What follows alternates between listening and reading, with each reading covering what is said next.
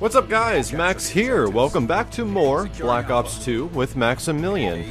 Now today I'm going to cover something that not a lot of people know about. It's definitely known by a lot of the upper echelon of the community, and a lot of people are actually trying to get it right now.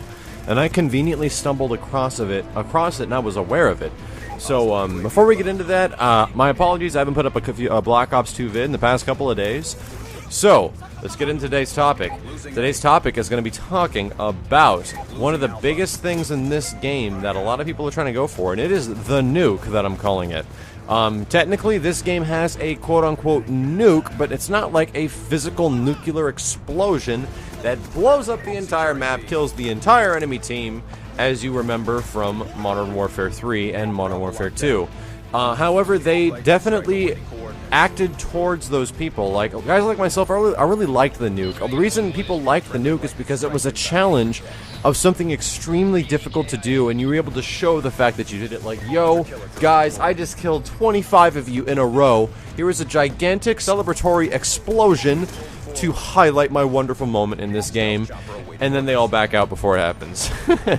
In Black Ops 2, you do not get that explosion. However, getting a quote-unquote nuke or going nuclear in Black Ops 2 is a bit more challenging because it takes 30 kills. That's right, getting a nuke is possible in Black Ops 2. There's no explosion, but you do get a title that explains the fact that you went nuclear on some mofos, and you got 30 kills straight with your weapon without dying. I do not think this actually includes score streak kills. You need to kill everybody with your primary weapon sources or your original loadout. So that's your grenades, your tacticals, your primary weapon, your secondary, whatever is in your class.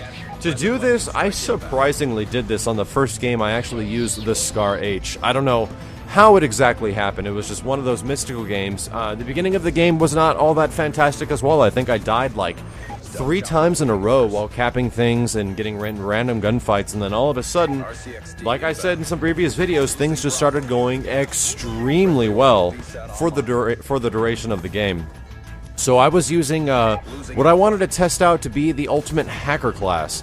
The biggest thing you can use to make this class the most effective as far as like contributing towards your score streaks and really messing with the enemy team is using 2 black hats, and then you can also use I think it was Scavenger is what I was using in this one. So if somebody doesn't use their stun grenades or their flash, or even if they have them, you will actually scavenge more black hats off people because of it. And literally hack and manipulate everything that is red on the map while you're using Engineer as well.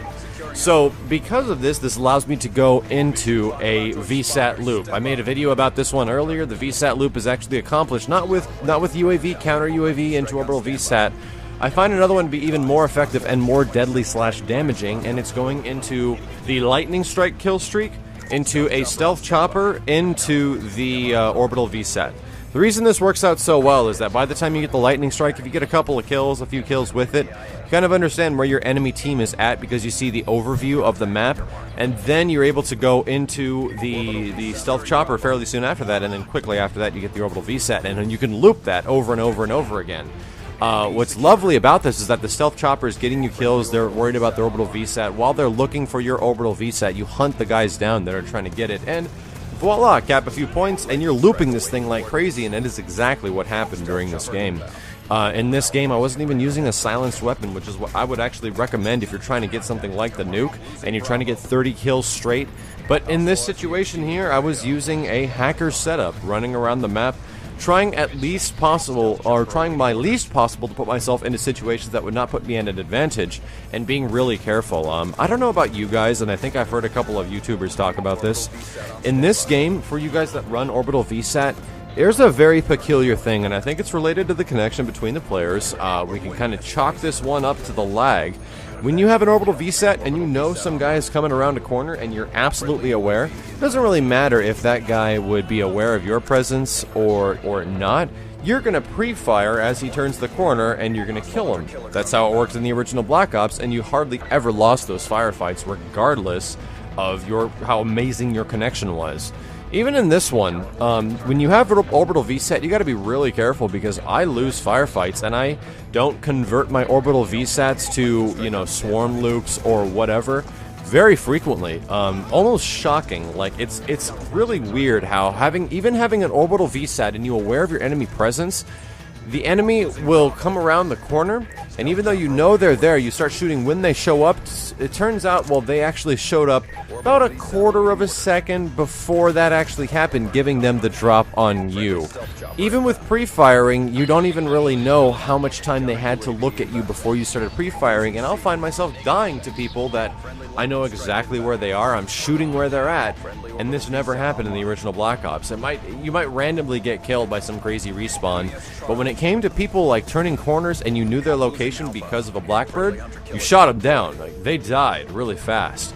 And in Black Ops 2, it's actually a different case. I'm still learning how to properly use the orbital VSAT right now in the current state of Black Ops 2, because when I run orbital VSAT first and I'm going for like a swarm loop, which is, you know, orbital VSAT Warthog or Dogs into swarm, it's really frustrating, man. It's super frustrating when you're in a not that great of a connection game. You manage to get an orbital VSAT, and then some random dude, bro, turning a corner, and you've known he's there for like the past 4 seconds, and you're gonna fire. You're prone on the ground. You know he's gonna show up, and he kills you. That's super disheartening, and I really hope that they finally start fixing some of these lag issues, because that stuff will really break your heart, especially after you work so hard to try to make a comeback. Your whole team isn't doing absolutely anything. You work your butt off around the map to get some kills to try to give your team that isn't really doing anything a little bit of leverage against these other guys, and you lose it due to some totally random reason. Nonetheless, the nuke does exist in Black Ops 2. It's just in a much different form. You do get this sweet-ass title that you can use for your player card soon after, and I don't think it gets much better than that. There's one thing I'm really glad Treyarch did, is at least let you show the fact that you were able to accomplish something that is really difficult to acquire. And this is definitely the quote-unquote nuke of Black Ops 2. So hopefully you guys learned a little bit. If you didn't know about this, I'd appreciate a thumbs up or a comment below. And please stay tuned if you're watching this on Respawn. I host several Black Ops videos every single day on my channel at youtube.com/miles923, as well as a multitude of fighting game videos and general video game coverage. Thanks very much for watching, guys. My name is Maximilian, signing out.